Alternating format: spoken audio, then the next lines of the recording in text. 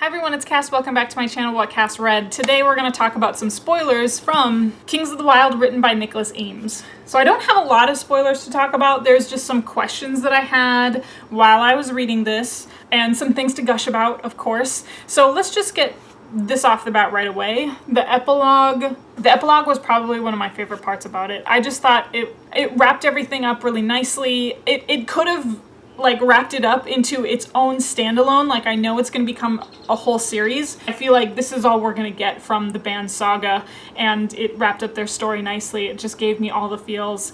I'm curious what happened with Ganelin. Like, I read it probably about 3 times. He went back to the quarry and he went into the lair of Medusa. So did he willingly turn himself back into stone?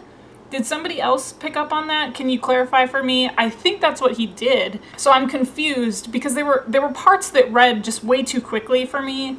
Because there was just so much action in each and every page. I was confused. So what happened to Larkspur? Did she die?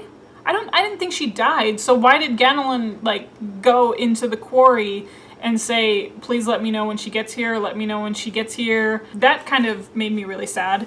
It just made me so sad to think about the fact that this is pretty much all we're gonna get of Saga. And I loved it because it made me feel like I was reading about a bunch of old veterans and they're reuniting for a sole purpose, but once that's done, then they're going back to their individual lives. Oh, the epilogue. Who was my favorite? Moog. Of course he was, there's no doubt. He really reminded me of like an Albus Dumbledore on mushrooms. That's how I equated him. He was just so brilliant. I mean, I feel like he was just playing it up for everybody who thought he was crazy. I think he knew what he was doing the whole time. I think he might have been one of those genius characters that is a little too genius and a little too far ahead for everybody, and they just don't quite understand him. I loved each and every single one of them. So it's like only by a slim margin that Moog was my favorite, because I loved Matrick, I loved Ganelin, I loved Gabriel, I loved Clay, I loved the whole damn crew, I loved Kit. I thought it was hilarious that their bard ended up being a revenant, not a zombie. It's like, you've seen this before in fantasy, and we're just gonna tweak it a little bit to make it funny and hilarious and heartwarming and all those good things. It was so amazing. I will say, moving forward, I'm a little bit nervous because I really enjoyed this as a debut novel. I just really enjoyed this as a debut novel. I thought it was super strong.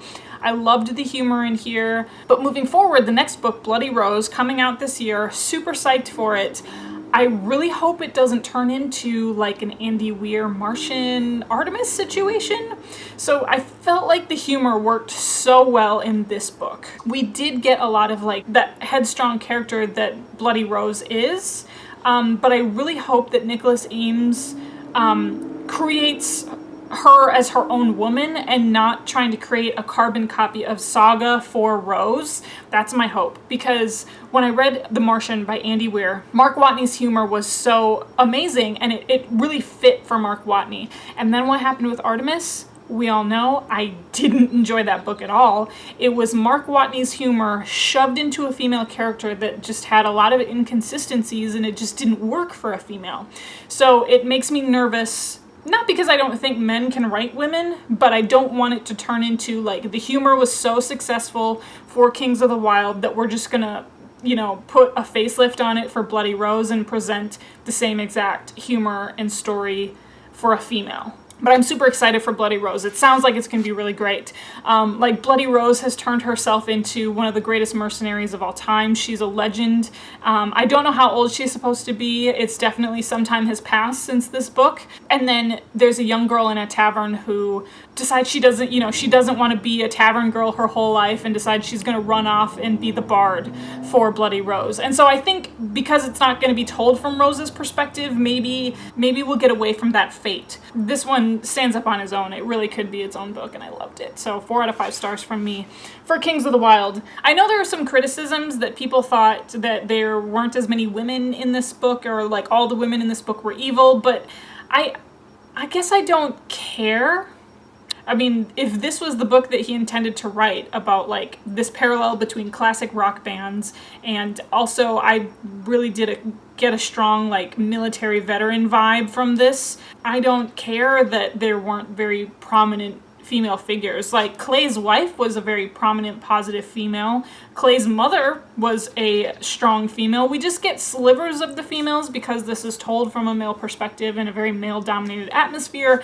I don't care, because we get the second book, and I feel like Nicholas Ames set out to write a very specific kind of book, and he accomplished that, and I'm okay with there not being as many women. But anyways, let me know what you think. Are there other discussion points that you have to gush about, that you have to talk about with Kings of the Wyld, or maybe you actually agree with that criticism and you wish that all the women in this book weren't evil? Let me know. Let me know what you think in the comment section below. Alright, so that's going to wrap up this spoilery video of Kings of the Wyld written by Nicholas Ames. Of course, you can find me on Twitter and Instagram if you want to talk about anything over there. So it's @WhatCastRead. It's the same as this channel, so it's super easy to find. You can also find me on Goodreads, so that way you can see what I'm reading books beforehand, and that link is always going to be down below. Otherwise, you know how these videos end. I'll talk to you later. Bye.